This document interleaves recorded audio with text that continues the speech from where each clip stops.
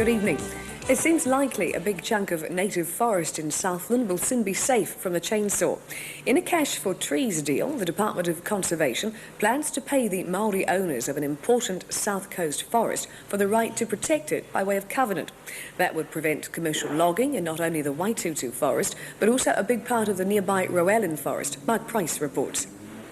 The rata, rimu and beach along the southern edge of the Waitutu forest is largely untouched, and provided its owners and the government can agree on the amount of money to change hands, it should remain untouched.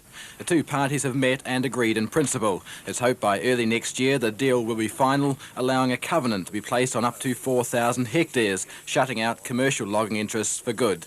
Where native forest is privately owned, if the Crown wishes to protect that forest, it has to come to the party and meet the aspirations of the private landowners, whether they be Pākehā or Maori. For the sawmilling town of Tuatapere and the companies that rely on native beach, news of the deal's made worse because it ignores a suggested trade-off. They'd hoped for a land swap preserving Waitutu, but allowing the logging of 5,000 hectares of beach in nearby Rowallan Forest.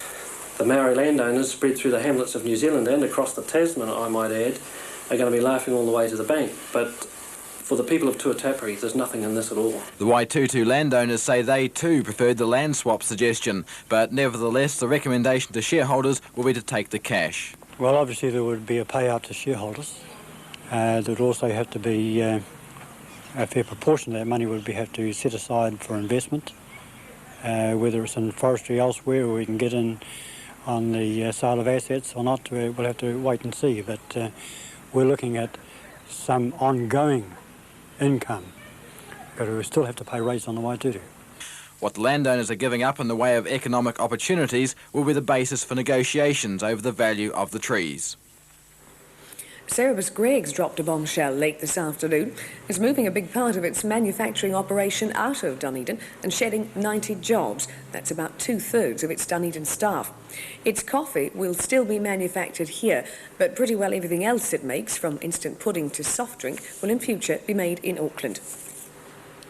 Oamaru's old business centre, often featured in historic New Zealand films, is to be given new life. The keys to 8 buildings in the Harbour Tyne Street area, just acquired by the Oamaru Whitestone Civic Trust, were handed over today. As they're restored and more buildings are acquired, the entire area will be transformed into the Victorian workplace it once was. Kathy Graham reports. The Trust now owns most of the buildings on this street and the adjacent one. At $80,000 for the lot, it considers it got a bargain. As it proudly points out, it's the only 19th century business district still intact in the country. This was the original town centre. There were 3 banks, 2 hotels, offices, lawyers, stores, but mostly these were all the big warehouses and wool stores. Oamaru already boasts some of the finest old buildings in the country, courtesy of Forrester, the architect for whom the town's gallery, formerly the bank, is named.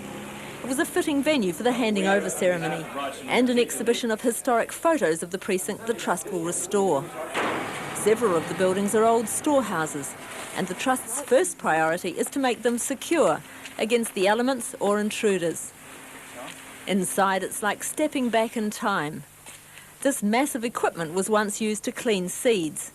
It'll be preserved and restored along with the building.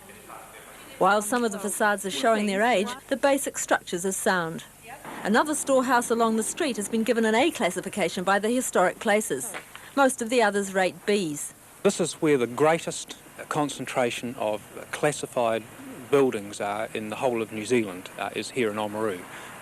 You can see that the buildings have lasted really because of an accident of history. The main centre of the town moved across the creek, and this left this part really in peace, left them behind. The years of neglect are now over. The Trust's confident it'll get enough money and community support, not only to restore the buildings to their former glory, they're planning on making a tourist attraction that will rival anything in the country. Ansett New Zealand today took delivery of the first of its new Whisper Jets, which will be flying into Queenstown soon. The airline's buying 7 of the 4-engine planes, and they'll replace the ageing 737s on all of Ansett's New Zealand routes. Liam Jory found this report from London. They call it the Whisper Jet, and by the end of the year at least 6 should be flying New Zealand's air routes in Ansett colours. As demonstrations in London have shown, the aircraft can land and take off on shorter runways than any other 80-seater jet, using less fuel and, just as important, with a lot less noise than jets currently in New Zealand skies. And with New Zealand's new noise control laws, it'll enable Ansett to fly passengers by day and freight by night. The hard sell of British Aerospace convinced Ansett New Zealand to buy 7 of the aircraft, and brought the Under-Secretary for Commerce Peter Dunn to the London factory to see just what makes the Whisper Jet so revolutionary. These aircraft come on the scene. What's Air New Zealand going to do about it? Well, I think they're going to have to reassess the situation quite dramatically in the light of these. It's not just the noise. If the standard of comfort that we saw in the mock-up before takes on with the public, as I'm sure it will, then I think that Air New Zealand are going to have quite a fight on their hands in terms of competition. And obviously they're going to have to start to think about the noise issue as well. For British Aerospace, the New Zealand sale is worth around $240 million and makes us a major market for the aircraft. We've got a version called the quiet convertible or quick change aeroplane, and that's one where you use it for passengers in the day and freight at night, because freight moves at night. And we think this way we'll be able to explore the really full potential of the aeroplane to go right the way round the clock, day and night operation.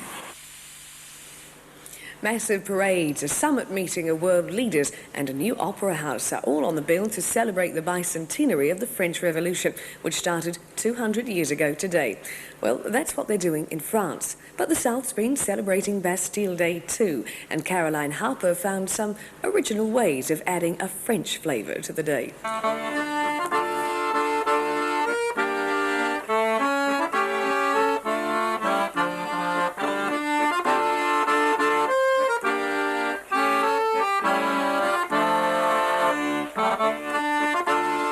From the country that gave us French bread, berets and guillotines comes another extravaganza, a croquembouche.